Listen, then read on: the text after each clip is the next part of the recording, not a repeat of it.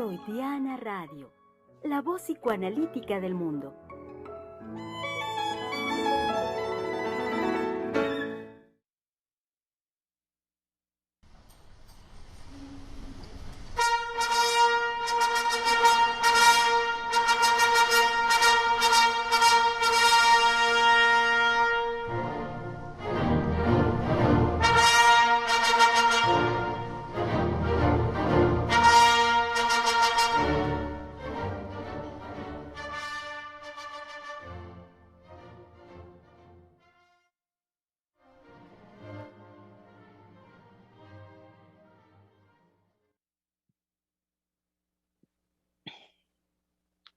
Con una muy animada y ya pasional charla, querido público, estamos conversando antes de entrar aquí al aire, todos los colegas, porque, cómo no, querido público, después del día de ayer, del programa de ayer, con el tema que estamos desarrollando esta semana, por supuesto que da para que estemos nosotros en esta posibilidad de hacer un trabajo sumamente comprometido y lleno de pasión.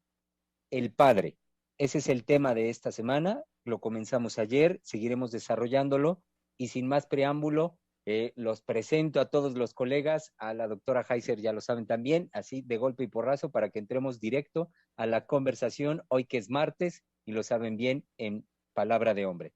Así es que estamos acá, el señor Alberto Lozano desde Francia, Misael Montes de Oca en la Ciudad de México, Einar Hernández en Pachuca y por supuesto, nuestra querida directora del Centro de Investigación y Estudios Lacanianos, la doctora Silvia Heiser. Bienvenidos todos. Okay, exacto, ya estamos. Sí, También ya estamos voy a todos. presentar a Giselle, que está en los controles, y a nuestro querido colega que forma parte del grupo de Palabra de Hombre, Germán Díaz Barreiro, ¿cómo se apellida?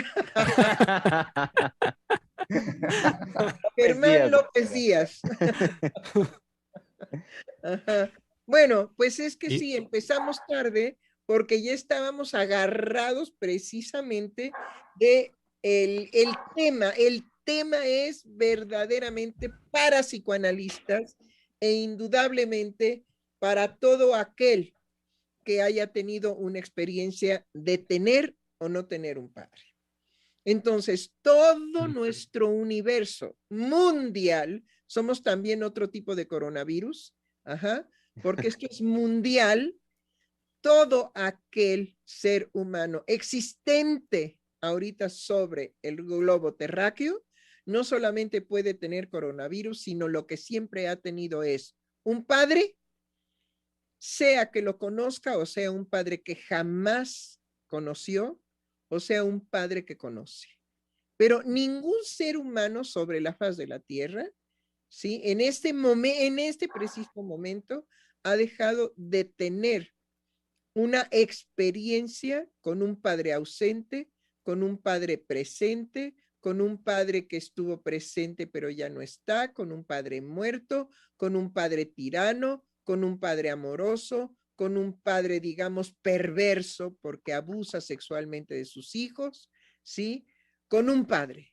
Finalmente, el padre es uno de los puntos nodales precisamente de problemáticas profundas y serias que no podemos los psicoanalistas atrapar de una sola vez. El padre en Freud ha recorrido un camino muy largo, muy, muy largo. Podríamos empezar, el padre de Freud aparece como el seductor en el caso, digamos, del inicio de los trabajos freudianos respecto de la histeria, y en donde encontró que precisamente la histeria era el efecto de una seducción vivida en la infancia y que lo más probable es que fuera un familiar muy cercano. Sin mencionarlo, pero pensamos todos que podría ser el padre. Entonces, del padre de la seducción, del padre perverso, al padre irreal, pero real, de la histeria, porque posteriormente Freud se da cuenta de que es una construcción de la fantasía de la erotización de la niña con su padre. Entonces no hay tal seducción, pero sí hay la verbalización de la experiencia de esa seducción en la histeria. Y entonces, bueno, como en la época de Freud las histéricas eran pues realmente degradadas porque eran falsas, porque eran, digamos, teatreras, en fin, etcétera, para los hombres de su época, los médicos pues se hacían bolas definitivamente y jamás hubieran podido llegar a lo que llega Freud en cuanto que en el desarrollo, digamos, de la histeria hay una experiencia de seducción erótica por parte del padre. Y después se da cuenta, sí, con una frase genial que le cuenta Freud a Fliess y que le dice, mis histéricas me han engañado, tendré que comenzar de nuevo. Pero quedó en la historia de la creación freudiana y de sus descubrimientos, quedó para siempre que había la posibilidad de una vivencia real, pero que no había sido verdadera en la realidad objetiva nunca. Pero que la vivencia, ¿sí?, era real en lo psíquico.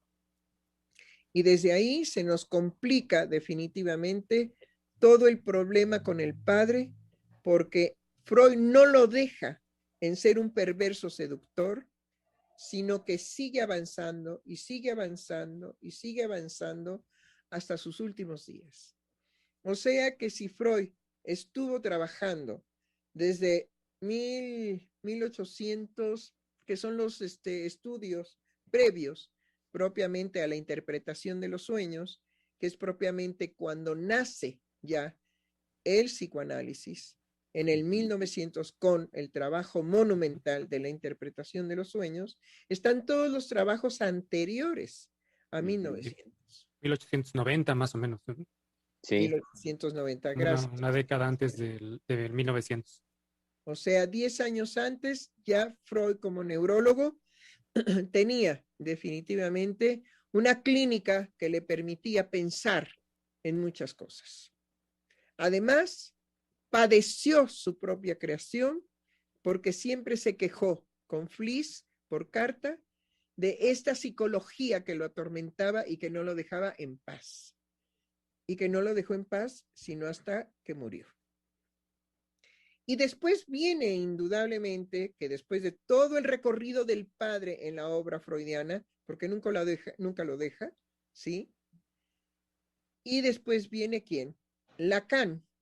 Lacan con la famosa frase, digamos, más enigmática que podemos tener en el psicoanálisis, que él para resolver la problemática que dejó pendiente Freud, llega a crear al padre imaginario, por supuesto al padre simbólico, pero llega al padre real.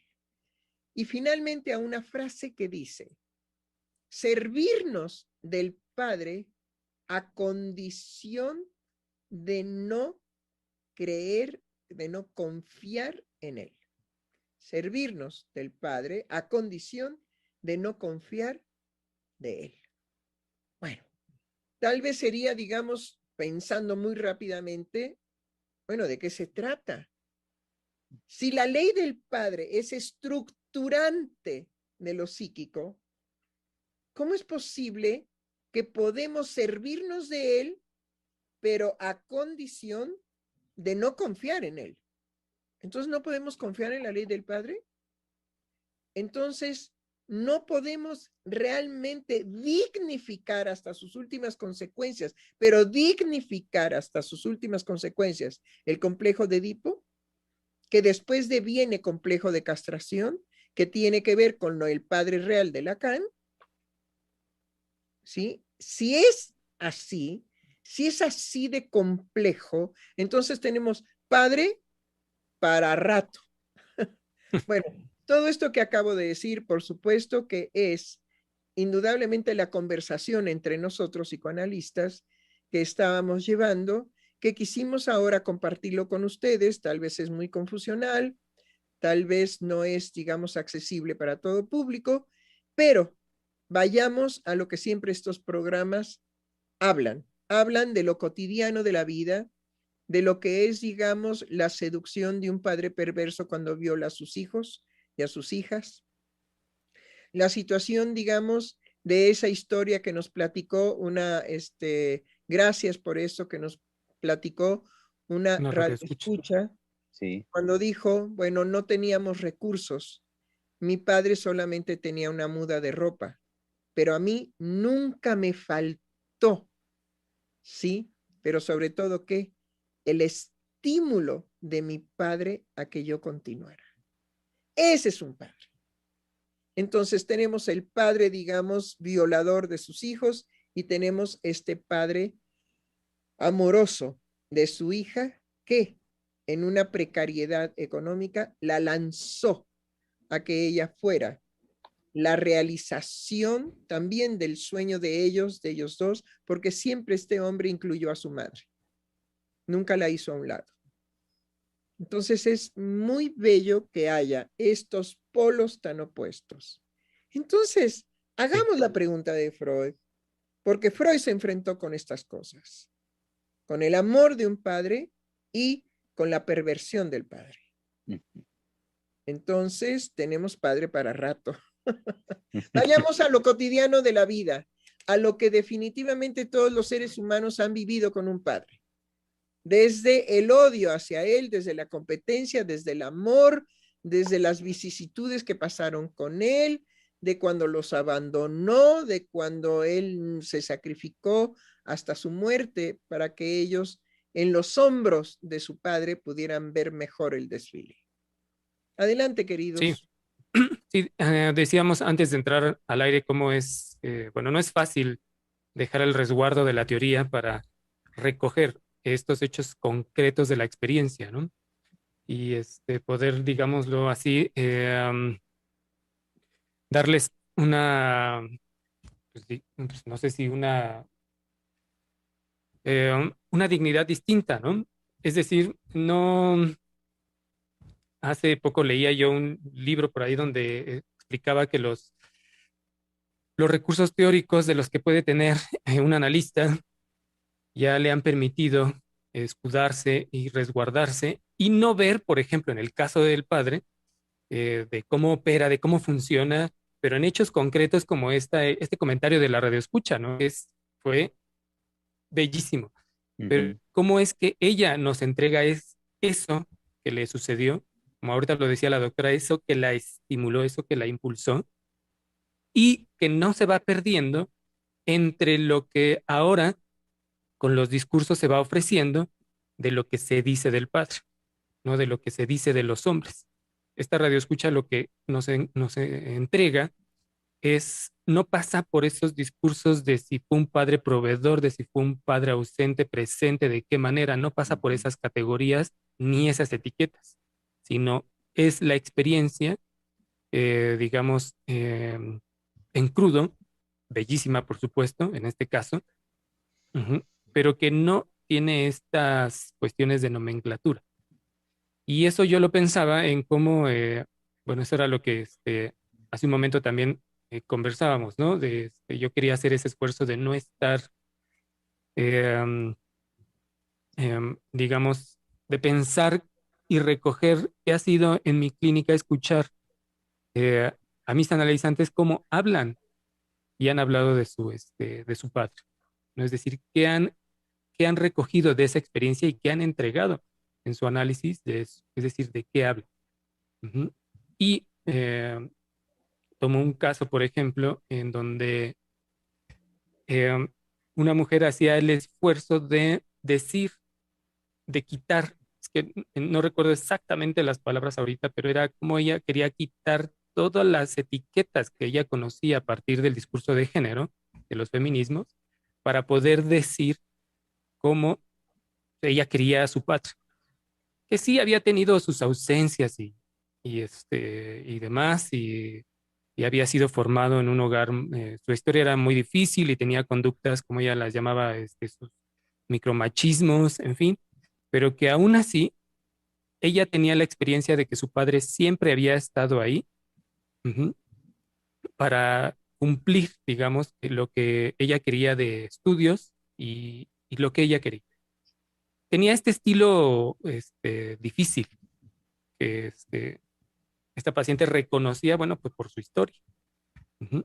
Pero lo que les quiero transmitir es cómo, por el conocimiento que ella tenía y tiene de los discursos de género, se le hacía muy difícil poder decir y verbalizar el afecto que le tenía a su padre, es decir, el cariño y el reconocimiento que le tenía.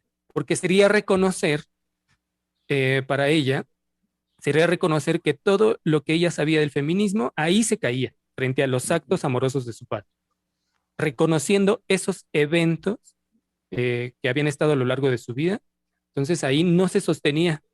Ujú. Y le costó, bueno, le costó poder decir, ujú, que más allá de todos esos discursos y todo lo que ella sabía, ahí para ella había un padre. Sería reconocer, no lo sé, así lo escucho, sería reconocer justamente que la teoría no alcanza a la vivencia, ¿no? Exacto. Que, Y sí, es que ayer que la doctora Silvia decía que bueno, ¿qué hay del padre real? Es decir, cómo no hay trabajos que recojan, no en la teoría, no bajo el auspicio, bajo el cobijo de la, ¿cómo se puede decir? De la nomenclatura de decir, bueno, en Lacan el padre real, no, sino lo concreto que deja la experiencia de un padre, ¿no? En su palabra, en su acto, a una persona, hombre o mujer, ¿no? Y entonces yo desde ahí me propuse, bueno, sí, hay cosas que puedo leer, pero más en lo que estuve pensando desde ayer, que fue el programa, es cómo poder, digamos, extraer del decir, en este caso de mis analizantes, qué se dice del padre, ¿no? ¿Qué han dicho? Ujú. Porque, bueno, algunos tienen, por ejemplo, este conocimiento, como les digo, de esta paciente, que tiene conocimiento del feminismo. Hay otros que estudian psicología, ¿no? Y ahí tienen que estar de alguna manera, pues, como que haciéndole finta a las, evadiendo o haciéndole finta, esquivando, perdón, esa era la palabra que buscaba, esquivando lo que la teoría les deja para interpretar los actos de su padre, ¿no? O de sus padres. Ujú. Pero cuando tratan de tocar el afecto, ahí sí la teoría se deshace. Todas las categorías se deshacen, sea el afecto en el odio o en el amor. No, ahorita eso lo podemos seguir bueno, hablando, pero ahí es donde todo se les cae, ¿no? Frente al acto en sí. Ujú. Y eso es en lo que, bueno, yo les traía para Quiero hoy. compartir con ustedes, por ejemplo, cómo este inicio de la doctora Heiser caído, me ha caído encima como una masa, porque escuchando a lo que el padre se enfrenta, eh, ¿qué es lo que hace de un hombre querer devenir padre? Porque la experiencia de devenirlo es una toma de decisión personal que él hace y en la cual va a meter en ese quehacer pues toda su existencia, todo lo que él es, para poder amar al hijo que él ha deseado. Y no, bueno, sí, y no, inclusive que eso es lo que le va a permitir escoger a la mujer con la cual él quiere tener a los hijos que él quiere tener. Es una decisión de yo quiero tener hijos. Y con todo este comienzo, de alguna manera un poco pues atormentador, ¿no? Porque pues sí, está este padre abusador, este padre, o este ejemplo tan hermoso de la vivencia de este radio escucha, ajá, de reconocer el amor del padre. Yo quiero hablarles de la decisión del padre, o sea, la decisión del hombre, que lo hace padre. Él se hace padre. pero Y antes, puede ser en esos aspectos lúgubres, ¿no? Para satisfacer esos deseos macabros, ¿no? Pero inclusive está este otro tipo de padre que lo que hace es una creación amorosa. Sí, sí, escuchándolos a los tres, a la doctora, a Misa y a usted, Alberto, a mí lo que me gustaría es antes de hablar de la decisión del padre, es decir, pensando que hay un deseo de paternidad, me gustaría recuperar algo que para mí fue muy importante del programa de ayer, sumamente importante, por eso quiero recuperarlo.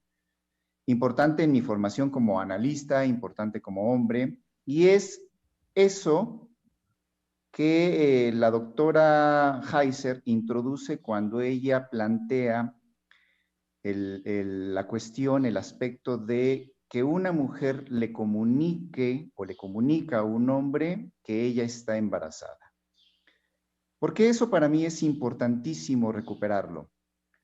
Porque para mí representó en ese momento, significó en ese momento, cómo la doctora introduce justamente lo que es el corazón de la vida cotidiana. Si pudiera decirlo así, la esencia de la vida cotidiana. ¿En qué sentido? En que nos deja, bueno, espero, no lo sé, nos deja a los hombres justamente en ese punto, y a eso me refiero con corazón de la vida cotidiana, en ese punto de lo, nuevamente, por lo menos así fue para mí, de lo irrepresentable. Y eso para mí es el corazón de la vida cotidiana porque tendemos a asociar la vida cotidiana como lo ya sabido, ¿no? Como lo ya conocido. Incluso hasta como lo aburrido, ¿no? De lo que ya sabemos, ay, como del tedio. No es así, realmente no es así. Justamente en la vida cotidiana va a estar permanentemente lo imposible de representar. Y a eso creo que nos introduce a los hombres al uno por uno de que uno reciba la noticia de estoy embarazada y yo me lo llevé, ¿no? Me lo atravesé de qué sería en este momento para mí. Y si bien me llevó a la no representación, no me quedé ahí, di un paso más y para mí apareció un temor, pero caigo en la cuenta de que, para mí tener un hijo ahora me llevaría a la ley, es decir, a introducirme a la ley en el sentido de todo lo que tengo que renunciar de mi vida, y sería porque, por un lado, sí del peso, pero por otro lado, porque yo no me permitiría otra cosa, ¿no? Pero esto para mí fue muy rico porque dije, claro, ese es el psicoanálisis, esa es la vida cotidiana, esa es la vida psíquica. Y ese es el padre real, perdón, lo interrumpo, y ese es el padre real, el padre de la castración que produce inmediatamente un vacío y ese vacío se va a llenar con un sentir angustia incomprensible. Y ya cuando sentimos la angustia, ya estamos dentro precisamente de la ley. Es lo que usted está diciendo. Pero es verdaderamente de aplauso el escuchar a un psicoanalista del Centro de Investigación y Estudios Lacanianos que sea capaz de por fin plantearse con claridad lo que tal vez ejerció usted durante mucho tiempo en su clínica sin haber podido ser una verdad en usted. Eso es lo que yo aplaudo. Lo que aplaudo de estos programas es que no solamente estamos poniendo el psicoanálisis para todo el mundo en la vida cotidiana, sino también lo que a nosotros se nos va a develar por el trabajo analítico que tenemos que hacer para estos programas. Y sobre todo porque hay que explicarle algo al señor Lozano, porque escuché que quien había escogido el tema. El tema de la semana lo escojo generalmente yo en relación con comentarlo con mis colegas que tenga yo a la mano, ¿sí? Y finalmente me sugieren cosas y puedo sobre eso hacer un giro de 180 grados, porque en realidad el tema de esta semana iba a ser la traición. Pero alguien me dijo, por cierto, doctora, acaba de ser el festejo del Día del Padre. Dije, no, ya está, ese es el tema de la semana. Les digo cómo trabajo, ¿sí? Trabajo de esa manera con mis colegas. Bueno, entonces, el lunes es el día más nuclear y pesado de los programas, porque es el día con el que se inicia, bueno, es el segundo día de la semana, pero es con el que se inician todas las labores nuevamente después del primer día de la semana, que es día de descanso, el domingo. Entonces, va a ser el tema lunes, martes, miércoles y jueves, ¿sí? Entonces, el martes es un día importantísimo. ¿Por qué? Porque es después de que se ha puesto el tema a jugar, ¿sí? Viene el tema en palabra de hombre.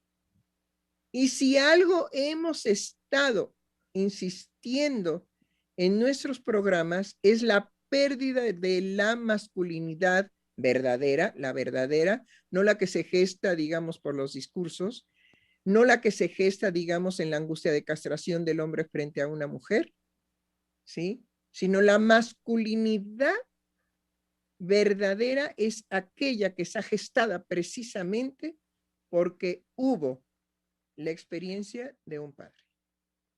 Así de central es el tema. Entonces, si el primer día de la semana, lunes, era dar el tema para toda la semana, imagínense lo que es el segundo en palabra de hombre.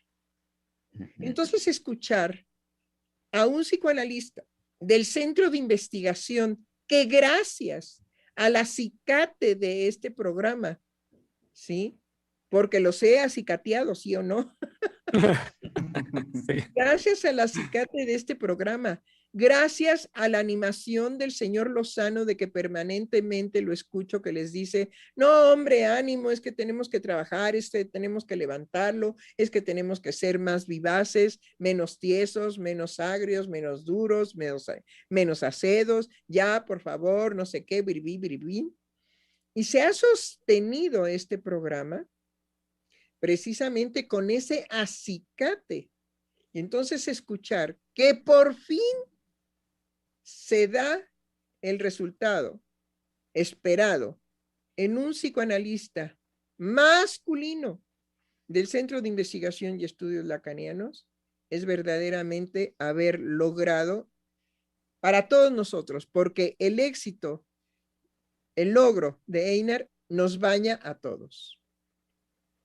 Entonces, haberlo logrado, híjole, ¿saben qué significa para mí? Significa que no me he equivocado con ninguno de ustedes. Entonces sí, continúe, doctor Einar. Pues sí. Bueno, nada más concluyo. Y esta es la verdadera formación que el centro propone. El centro no propone psicoanalistas ideales porque ni existen, ¿sí? Y entramos en competencias de que quién sabe más y quién sabe menos, y quién es el más fregón en teoría y quién es menos, porque Freud se equivocó, Lacan se equivocó, Miller se equivoca a cada rato, híjole, ese de veras que tiene posibilidad de desarrollo, porque se equivoca a cada rato, 1 y 2 y 3, y ensaya cosas y luego le salen mal, y bueno, en fin. Miller, Jacques Alain Miller se equivoca permanentemente, pero él hace de sus equívocos una develación para él. Lo último que yo acabo de escuchar de él, y tengo que decirlo, es si tenemos que ser como Freud, la palabra es muy linda, en este momento no lo recuerdo, pero si tenemos que ser dulces, accesibles al fenómeno de la histeria, dócil, ahí está, ¿sí? Si tenemos que ser dóciles ahora con los transexuales. Así como Freud fue dócil para poder escuchar la histeria. No, eso es genial. ¿Qué está diciendo? ¿qué está diciendo? Bueno, yo ni siquiera ya Calán Millerzote acá en mi trono, ajá, y ni siquiera me había yo enterado de todo lo que había sucedido ya con el gender, o sea, con el género, y después que ayer le mostró la doctora Lozano a nuestro radio escucha de Colombia, que bueno, que Lacan estaba trabajando en relación a la función masculina o la función femenina, que en realidad no es así, pero bueno, a la función, ¿sí? Que estaba trabajando con heterosexuales, no con transexuales. Claro.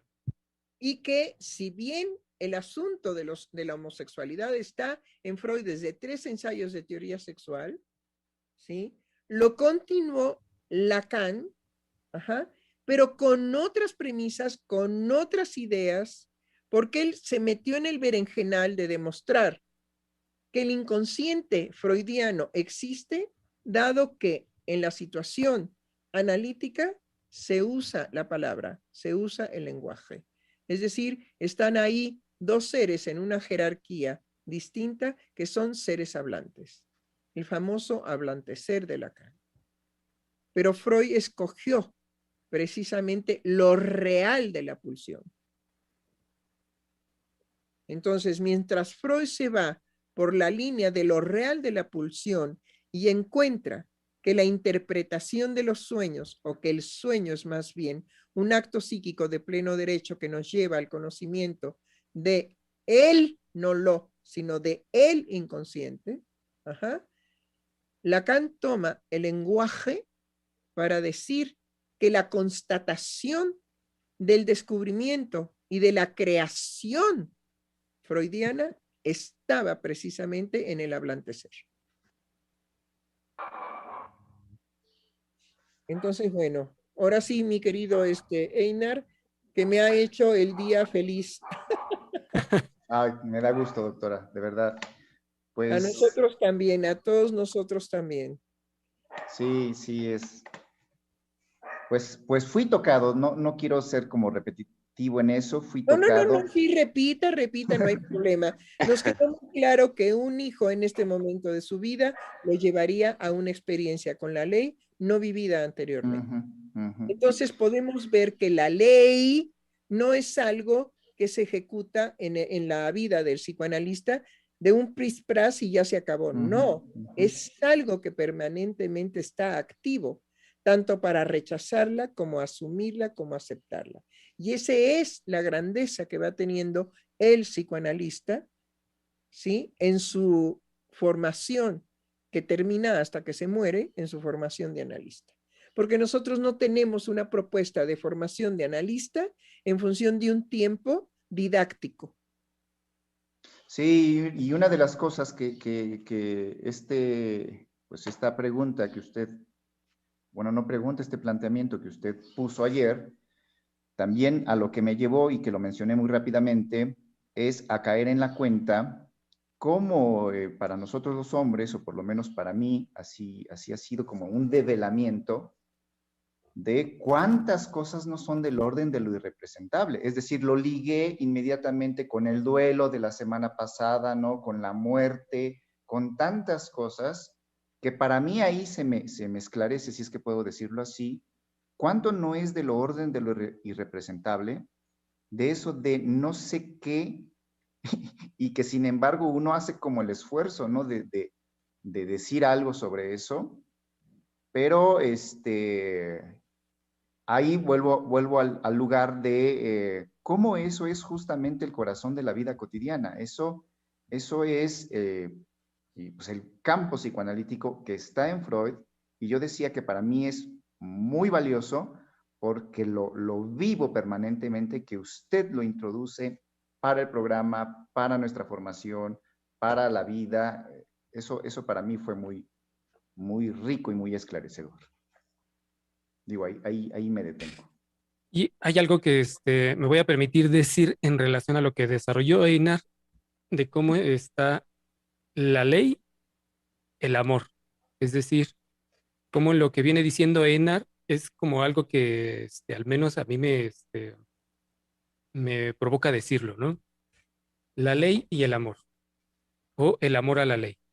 Es decir, porque cuando lo plantea en relación con lo que se le impone, ¿no? Si me permito la palabra en relación a la noticia, no está dicho, ¿no?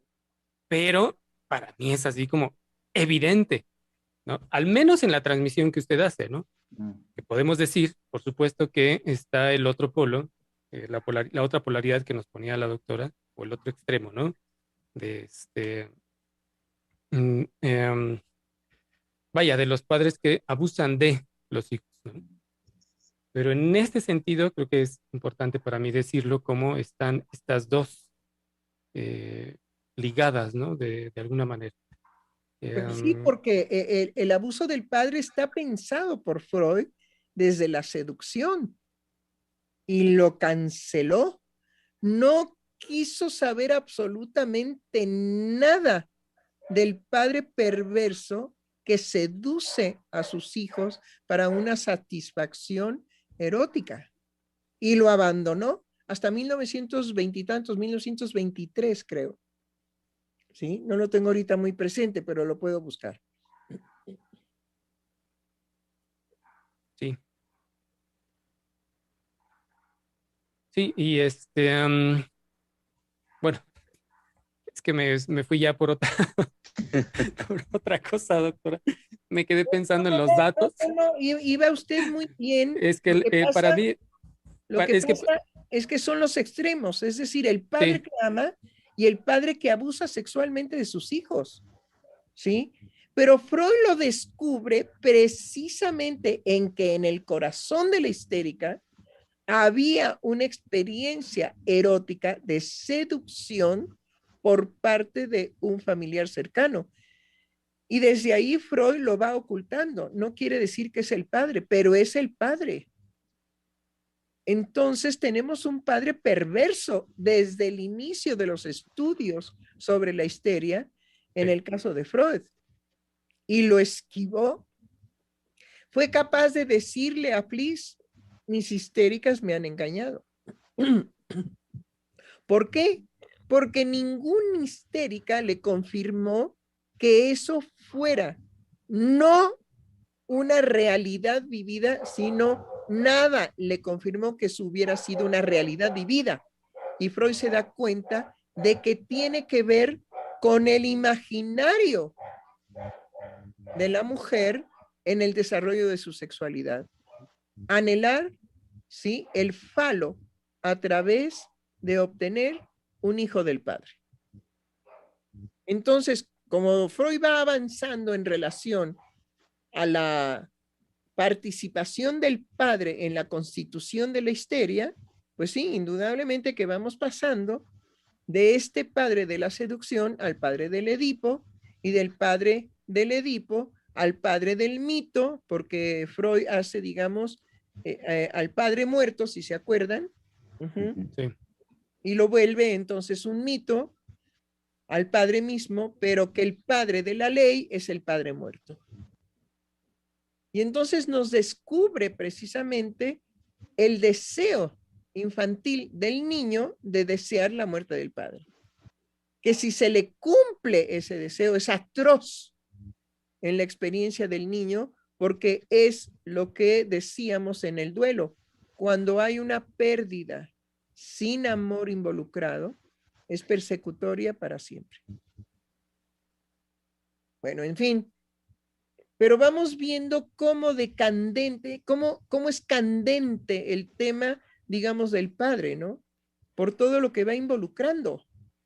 Y claro, es nuclear en la constitución precisamente de lo psíquico de los seres humanos. Ahora podemos tener lacanianos que denigran a Freud, ¿sí? ¿Por qué? Bueno, pues porque el pobre viejito estaba tonto, yo creo que ya tenía Alzheimer, según ellos. Sí, estaba tontito, ajá, y no pudo darle al clavo en el asunto de la constitución de lo psíquico como lo hace Lacan. Bueno, definitivamente esos sujetos son mala leche, en el psicoanálisis, mala leche en sus vidas, mala leche en su quehacer psicoanalítico.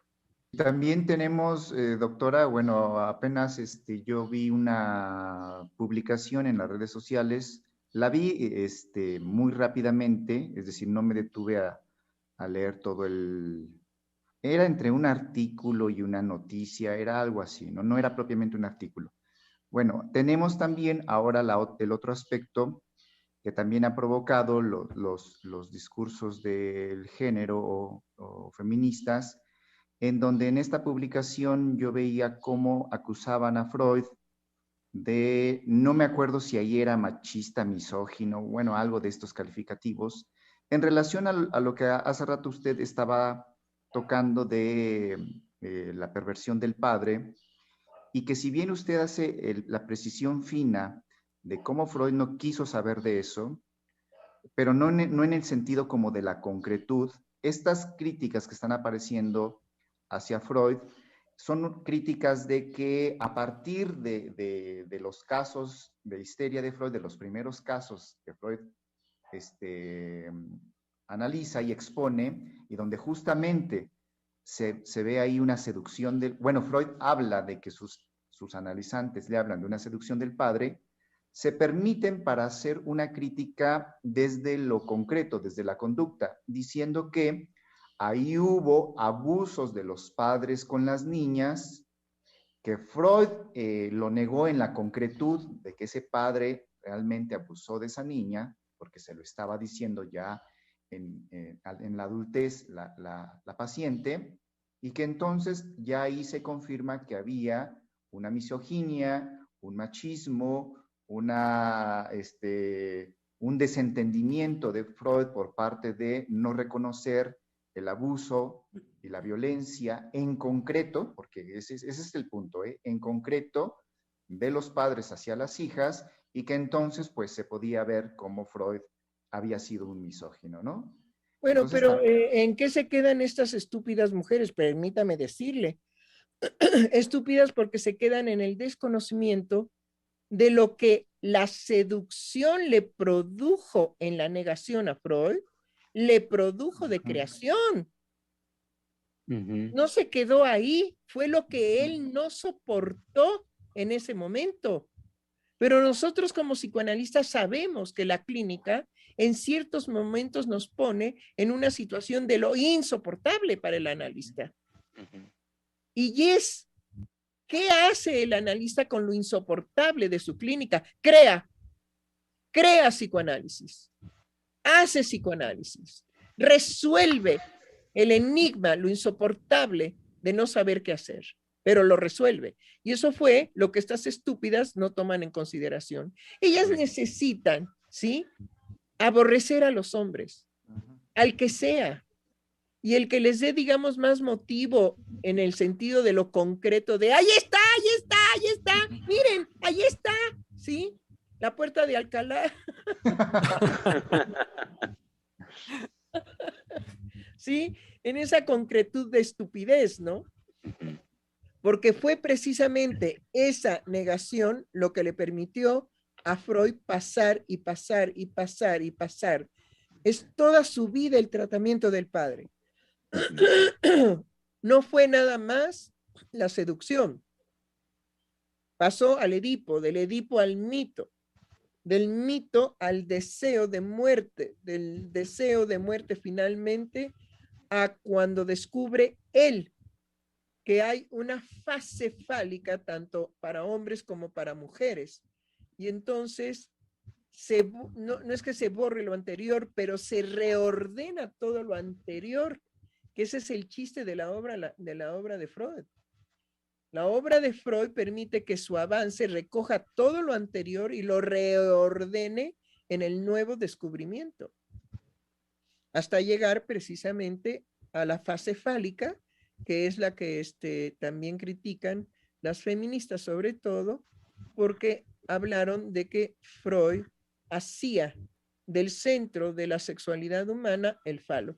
Estúpidas, pues que no entienden que no existe el falo,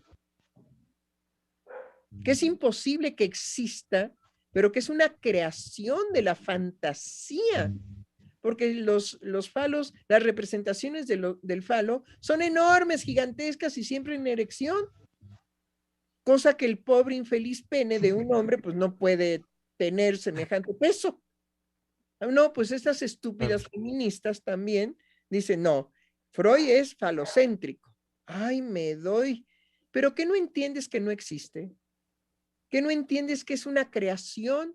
Lo que usted decía, doctor Einar, algo imposible de representar, pero con un intento de representación.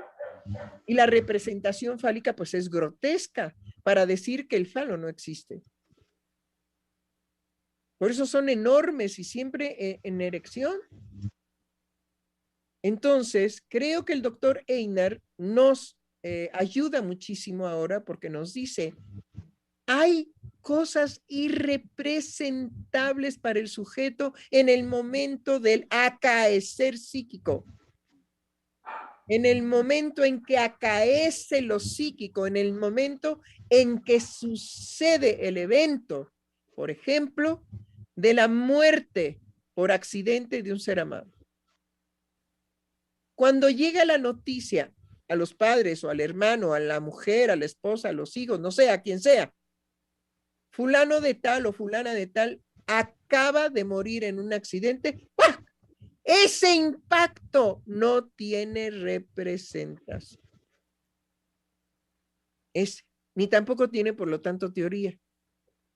Ya parece que ahí el psicoanalista avesado va a decir, ah, bueno, sí, el susto que tengo, el miedo que tengo, la angustia que tengo es porque he perdido un ser amado, un ser querido. Entonces tendré que procesar un duelo. Sí, cómo no. Ajá. ¿Sí? Pero entonces los discursos estúpidos se quedan en que no se dan cuenta que justamente la negación de imposibilidad de trabajar la seducción llevó a Freud hasta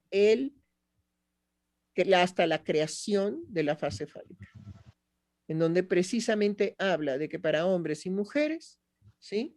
Hay una construcción de algo inexistente, pero que les permite llevar a cabo pasos significativos en el desarrollo de su sexualidad. Es lo mismo que la pulsión.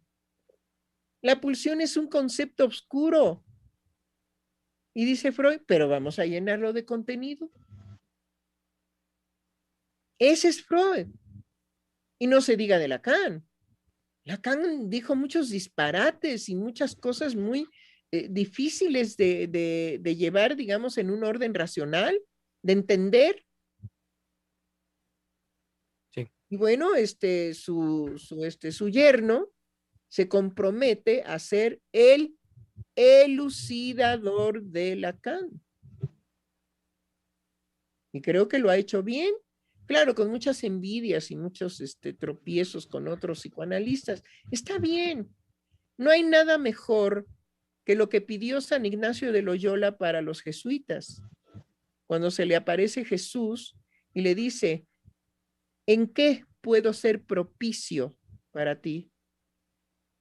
Que los jesuitas siempre sean perseguidos. ¿Por qué? Porque es lo que los mantendrá precisamente en tensión, en la tensión óptima de una cuerda de violín, para que suene en su perfección. Que siempre sean perseguidos.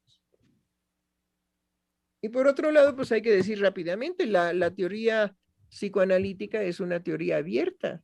Y además la teoría no deja de ser una ficción.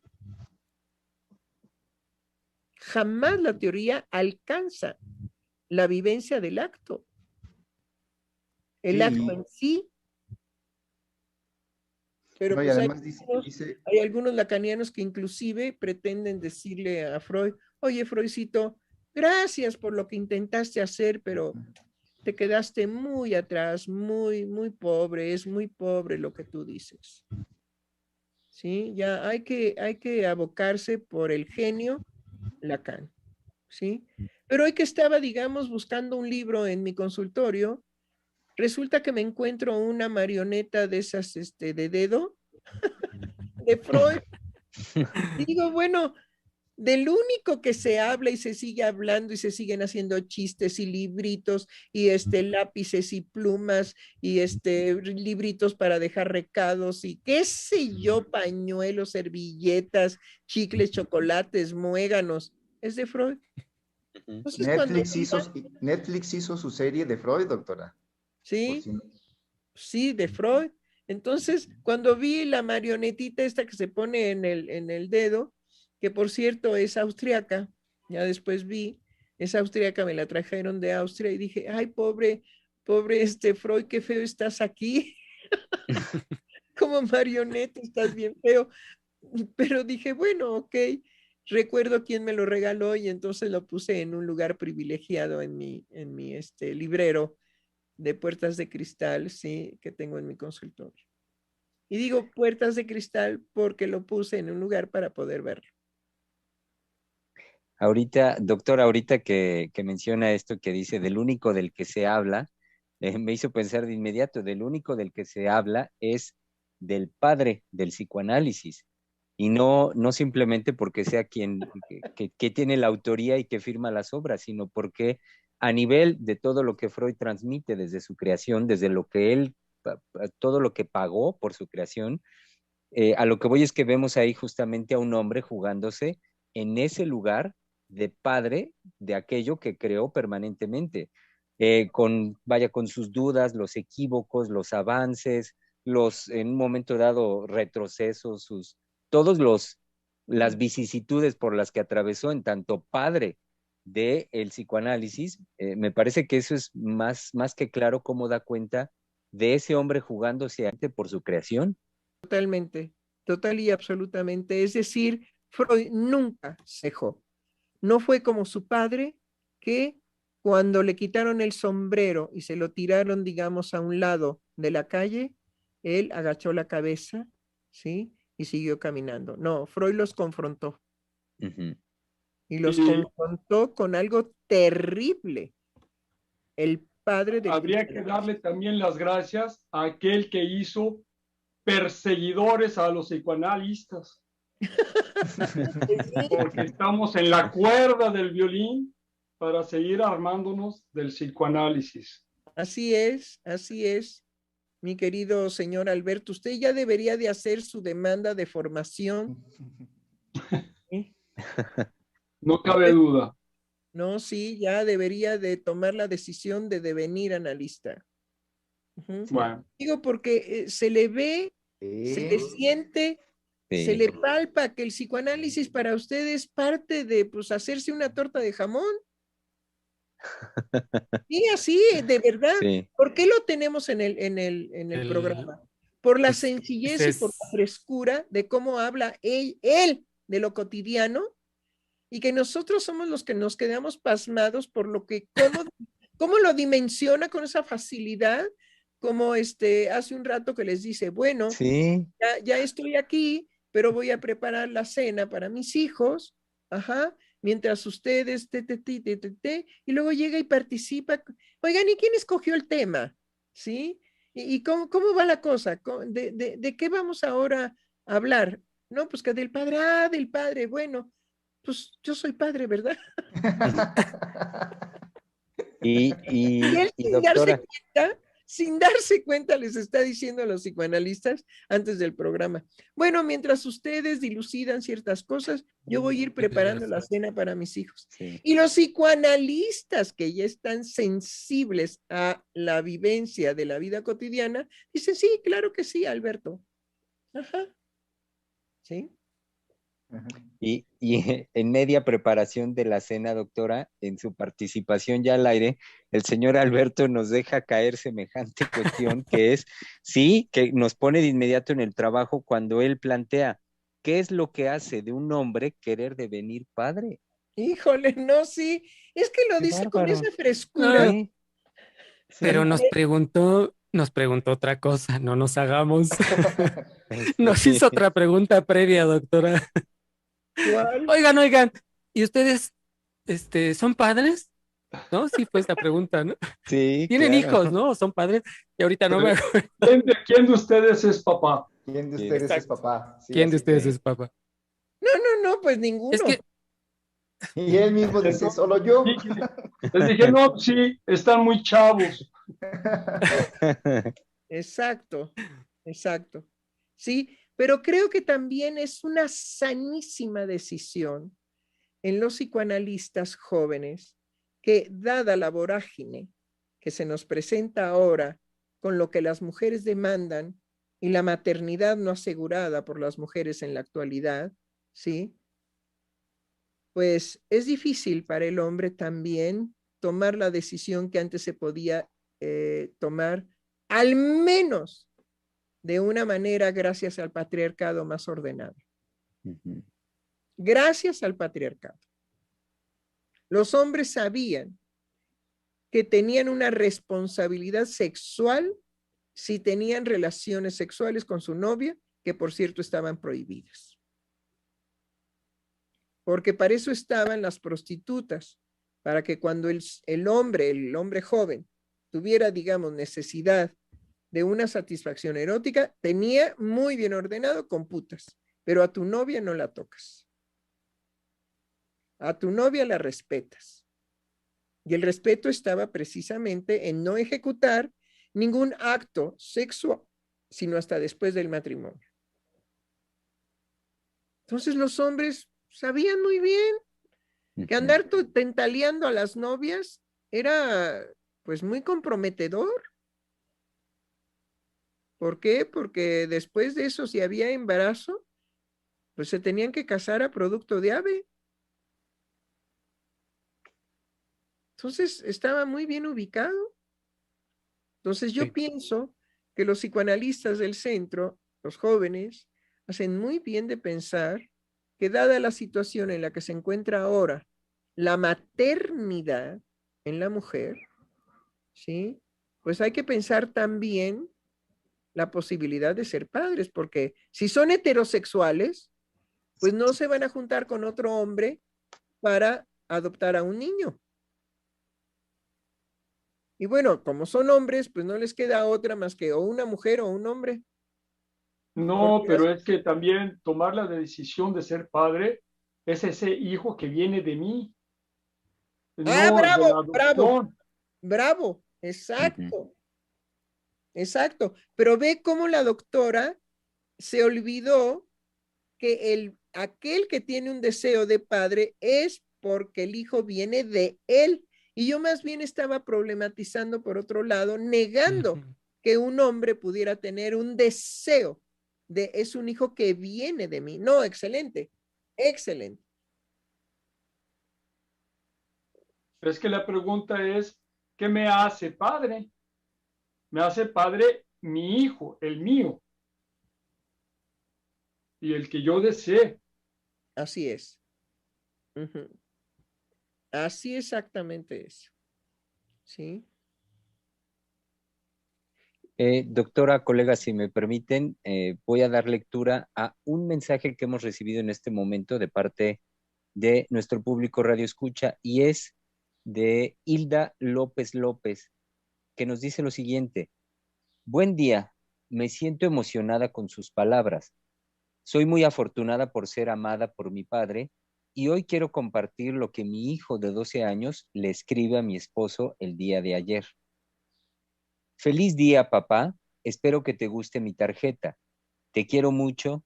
Te agradezco que seas buena persona, no solo conmigo, también con los que te rodean, y cada día le agradezco a Dios por darme un padre tan bueno. Mi esposo, al leer las líneas que nuestro hijo escribe, derrama un par de lágrimas, y yo me di cuenta que fue gracias al padre que yo tuve que pude elegir un buen padre para mis hijos. Qué padre, es que ahora sí que qué padre. Sí, claro.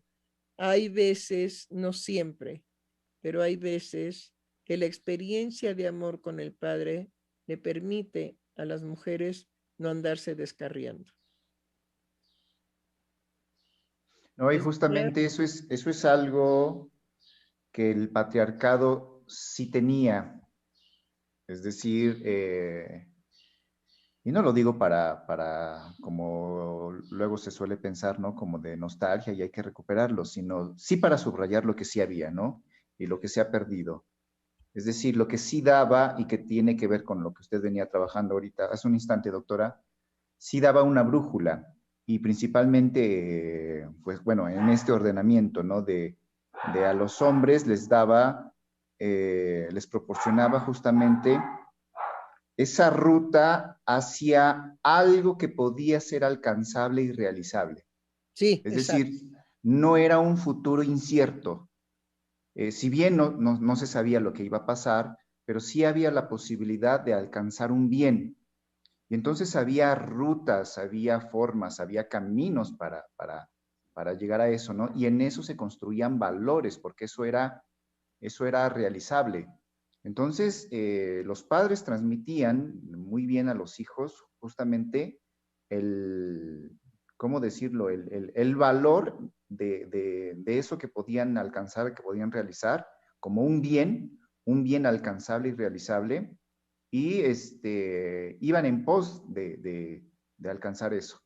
Actualmente, pues estamos en una incertidumbre loca, si puedo decirlo así, porque ni siquiera ya es la incertidumbre que en aquellas épocas producía propiamente la naturaleza, ¿no? Porque sí había incertidumbre del futuro, pero era propiamente una incertidumbre de la naturaleza, voy a decirlo así, en el sentido de que pues no sabemos lo que viene en el futuro. Pero ahora es una incertidumbre creada por los seres humanos. Estamos a merced de lo que la ciencia no sabemos con qué nos va a salir la ciencia o con qué nos va a salir el capitalismo. Con un puñado de seres humanos que ni siquiera por la incertidumbre, sino por su capricho, nos van a meter a la población mundial. Es decir, a ver qué se les ocurre, a ver qué se plantean, a ver qué dicen, bueno, la economía ya no va por ahí, o vamos a crear con la ciencia esto. Y la incertidumbre para la época actual se ha vuelto una incertidumbre creada por seres humanos, pero por su capricho. Ya no es, insisto, esa incertidumbre de un futuro que creaba la propia naturaleza, pero que no necesariamente los seres humanos ahí vivían con una angustia permanente, ¿no? Porque si bien no se sabía, era algo que no necesariamente iba a venir cambios trágicos o difíciles permanentemente. Ahora lo No, que estamos porque viviendo... sí, es que había una confianza precisamente en la ley del Padre. Había una confianza por parte de los hombres que recibían el legado de ser hombres, ¿sí? Y que no podían ser ninguna otra cosa que no fuera eso. Me hizo recordar también un trabajo de Jacques Miller, en donde él habla de la angustia constituida y la angustia constituyente. Entonces, la angustia constituyente es aquella que nos permite tener angustia para crear ciencia, para crear arte, para crear amor, para crear. Pero está precisamente la angustia constitutiva, que es precisamente lo que llamó Freud en su último legado al respecto del padre, ¿sí? Después de la fase fálica, la castración. Y la castración era el problema a resolver para devenir mujer o para devenir hombre. Y ahí, digamos, el género no tiene nada que hacer. Y la lucha por los derechos equitativos de ciudadana para la mujer no tiene nada que hacer, ¿sí? Pero indudablemente Freud marcó al siglo XX, junto con otros judíos. Con Einstein, por ejemplo, ¿sí?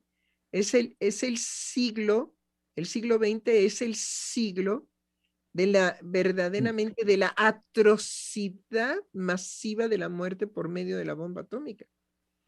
Algo insólito, algo nunca antes, ni siquiera pensado. Lo que usted dice, ¿cómo no hay cosas que no nos podemos representar? Y la gente que fue invitada, digamos, a ver la primera explosión de ensayo de la bomba atómica, quedaron todos por estúpidos, todos contaminados, porque pues no sabían que estaban expuestos a la radiación. Sí. Y bueno, tenemos todavía, digamos, tener que elucidar esta controversia que mete Lacan respecto del padre.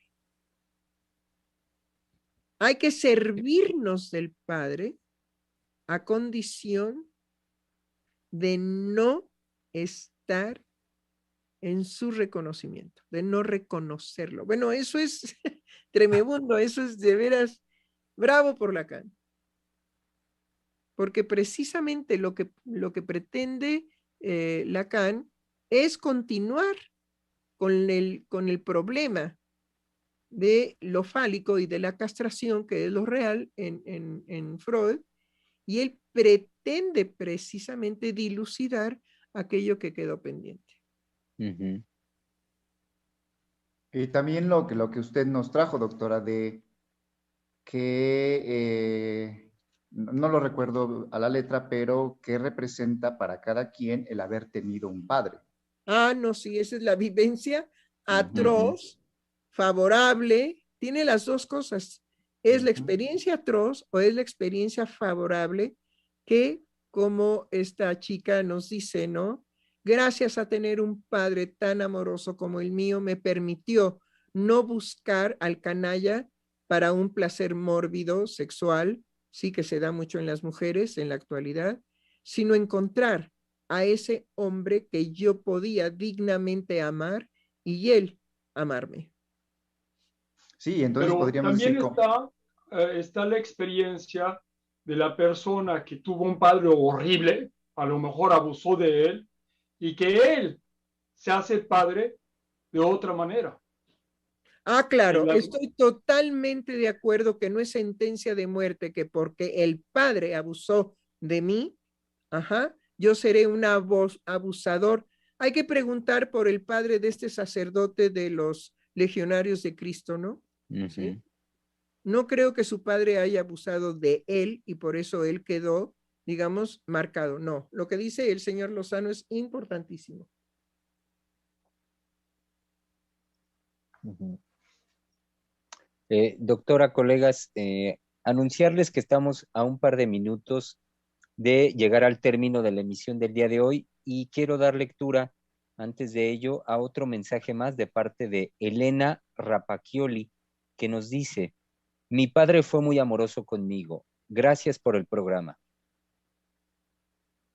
Bravo. Miren, hay Sí, algo y que es, podemos... Sí, a ver, adelante, sí, no, adelante. y es que lo que decía también, cómo hay estas experiencias de, este, y hay que recoger como este comentario de que hay padres, ¿no?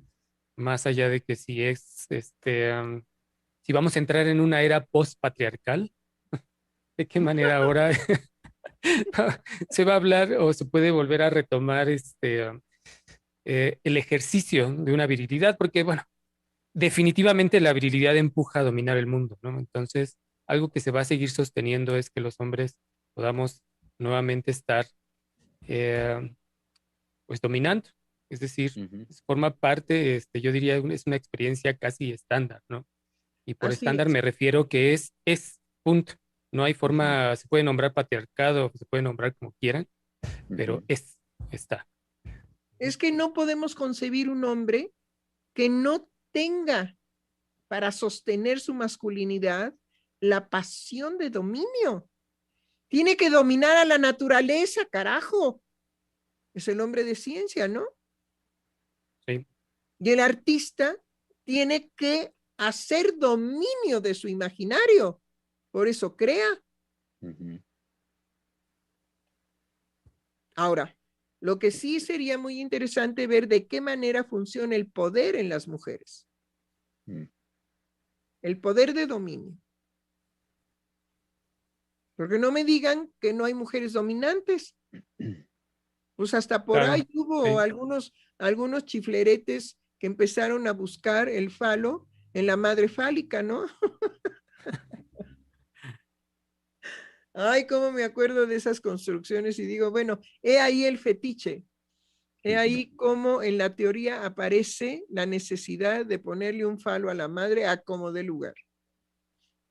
Oye, el poder en la mujer no necesariamente tiene que pasar por estas representaciones, por estas manifestaciones de una fuerza, ¿no? De un dominio, de una violencia, sino justamente lo que escuchamos los analistas es cómo ella puede ejercer ese dominio de mil maneras, ¿no?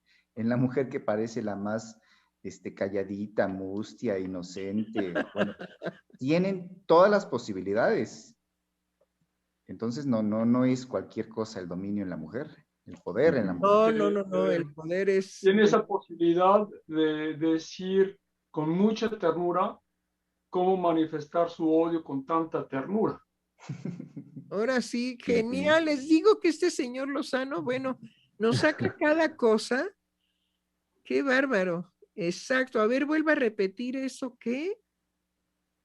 Sí, que tiene la posibilidad de manifestar su odio con mucha ternura. Yo siempre he dicho que los hombres son engañados por las mujeres.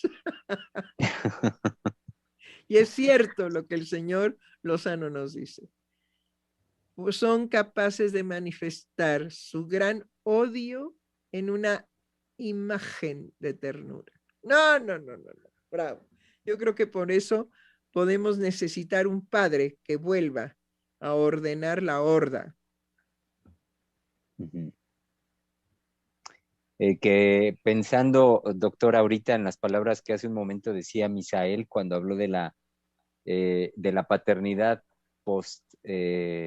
postpatriarcado, me parece que más o menos así lo planteaba, me hizo pensar de inmediato en dos referentes y sobre los cuales me parece que también nos compromete a seguir trabajando en ello, dar cuenta de ello en este espacio a los analistas del Centro de Investigación. Dos referentes en los que usted, doctora, insiste en señalar y que son pudor y dignidad. Ay, sí. Que no, hoy en día no se escuchan en ningún lado, en ninguno, se escuchan aquí fuertemente y que creo que es un compromiso de nosotros el hecho de hacer una elaboración de pudor y dignidad para la paternidad pospatriarcal, como lo decía ahorita Misa, para el tiempo pospatriarcal. Es que sí, lo dice muy bien, porque algo definitivamente que encontramos fuera del orden del pudor son estas excentricidades, porque es excéntrico, ¿sí? De la vestimenta y de la transformación que tratan de representar en una imagen grotesca los transexuales.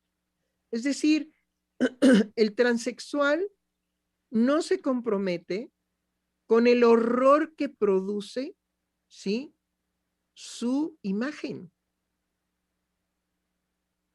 Porque si su transexualismo fuera ético, o sea, les estoy quitando la ética, si fuera ético, no necesitarían de esos disfraces de carnaval, ¿sí? De cómo se hacen una imagen que, ay, es decir, va a ser rechazante. O solamente, digamos, entre ellos pueden apapachar esas imágenes. Pero creo que son unos desconsiderados en relación a lo que acontece, porque se lleva a cabo, a lo que acontece cuando una madre enseña los senos sin ningún pudor a sus hijos pequeños, varones y niñas. Sí. Eso es grotesco, eso es verdaderamente insoportable. Y ellos hacen sus representaciones, sus vestimentas, todo lo que puede tener un significado de protesta, de rebeldía, ¿sí? Pero ¿por qué tienen que deformar su imagen? Si el transexualismo es ético, es verdadero, no tendrían que agredir con esa imagen a los otros que no lo somos. Es una agresión permanente. Es decir, yo se los digo como madre, ¿no? Como madre de mis hijos. ¿Sí? No tuve necesidad porque no era la época. No estaba tan fuerte esto del transexual. Pero sí era el hipismo. A mis hijos les tocó todavía la cola del hipismo. Entonces, pues los hombres, digamos, con pelos largos, con caireles, con piojos, porque pues, ¿por qué no habrían de tener piojos si es la naturaleza? ¿Sí? Y llenos, digamos, después de anillos en la nariz y en las orejas, y luego vinieron los tatuajes masivos, en fin, todo eso definitivamente, si fuera una autenticidad, que fuera auténtico, no se requeriría. No se requeriría. Serían, digamos, tan normales en su imagen como cualquier otra persona, porque lo transexual tiene que salir de lo interno. Entonces, siguiendo la propuesta de Miller de ser dóciles con el transexual, lo primero que tendríamos que hacer nosotros, ¿sí?, es precisamente no sentir ese rechazo por su imagen. Eso es ser dócil. Porque bueno, Freud tuvo que aceptar lo que fue a ver con Charcot. Yo me imagino que ver a una histérica ahí toda doblada, encorvada, lo que sea, pues debe de haber sido muy grotesco también. Pero la mujer por lo menos estaba en trance. Y en muchos rituales negros, entrar en trance las mujeres, pues usan el cuerpo de una manera sin pudor y grotesco. Pero hay algo, hay un elemento que las disculpa, ¿no? Bueno, están bajo una situación de trance. ¿Sí? Es como también, digamos, lo difícil que a mí me es aceptar esas creaciones de los famosos alebrijes. Para mí son... de alguna manera, perdón, ¿sí? de alguna manera es como hay un lenguaje que está exagerado y que va más allá de lo que está exagerado, con eso quiero decir todo, que está exagerado, y al exageramiento hay algo que es falso de alguna manera. Sí. Sí, lo que fomenta, digamos, lo grotesco, ¿sí? Vaya, si algo puede ser fascinante, les recuerdo, si algo puede ser fascinante, es con la primer película de Alien. No lo podíamos ver. Claro. Podíamos ver las consecuencias de sus actos. Y era mucho más amenazante el que no lo viéramos que, pues, cuando ya de alguna manera hubo una representación de él. Pero eso también se usó en la guerra de Vietnam. Los estadounidenses, ese ejército también formado, tenía un enemigo invisible. No los podían ver. Y fue una estrategia. Por digamos, eso provocó tanta locura. Sí, era una estrategia genial porque los enloquecía. Porque creaba el terror, el mismo terror que provoca Alien, era el terror que provocó en ese ejército también formado, también armado, en fin, etcétera. Y tuvieron que recurrir a cosas verdaderamente desastrosas, al famoso Nepal. Y ni así. Sí, pero perdieron la guerra. Perdieron eso, la guerra. pero Lo que quiere ni decir es que ni con el aún Nepal. ellos... Napalm. No, ni con el... No. ¿Cómo? Napalm, ¿no? El ¿Napal? explosivo, ¿no? Napalm. Ah, Napalm. perdón. Ujú. Digo, ni con el Napal. ¿Por qué? Porque ese era El exterior y explosivo entonces incendiario, sí. se volvió, digamos, un ejército subterráneo. Es decir, cuando un pueblo no quiere ceder, y ese es el problema de los palestinos ahora, ¿sí? No vamos a ceder. Van a tener que exterminarnos, pero no vamos a ceder. Entonces, bueno, el pudor, ¿y qué otra cosa era? ¿El pudor y qué? La Y la dignidad. dignidad. Sí, exactamente, pudor y dignidad. Ujú. Hacer de nuestro cuerpo algo digno, algo deseable, algo amable. Y que ahora está aplastado justamente en esta sociedad de lo visto, en esta sociedad de las libertades, de tengo derecho a la libertad de expresión, expresarme Sí, como yo quiera. pero no tienes derecho de que tu expresión atropelle al otro. Y eso es lo que nunca se considera. El derecho a la libertad de expresarte, sí, pero sin atropellarte. Es decir, en el momento en que no nos damos cuenta que la sociedad tiene límites para todo el mundo y todo lo lo queremos desbordado, pues vean nada más lo que provoca un tsunami. Todo lo que se desborda, destruye. Entonces, sí, que la libertad de expresión sea, pero si es en una sociedad, tiene sus límites. Es hasta aquí y más allá ya no. Ya no es libertad de expresión, sino es abuso en tu expresión. Bueno, orden y nos amanecemos. Pues creo que nos tenemos que Así es, despidir, ¿no? doctora. Ajá. Así es. Concluimos el día de hoy y, por supuesto, pues invitando a nuestro querido público para el día de mañana, que es la oportunidad de volver a pensar. Sí, caray. Y hay que ir, digamos, convenciendo al señor Lozano de que ya se forme como analista. Ahora, a lo mejor y se echa a perder, ¿eh?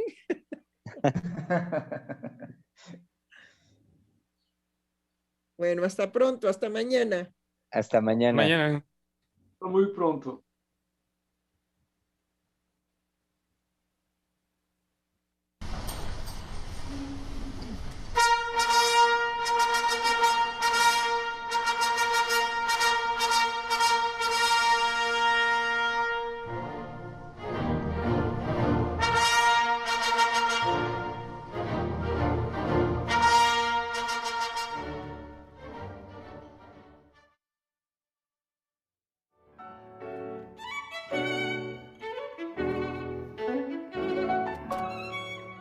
Freudiana Radio, la voz psicoanalítica del mundo.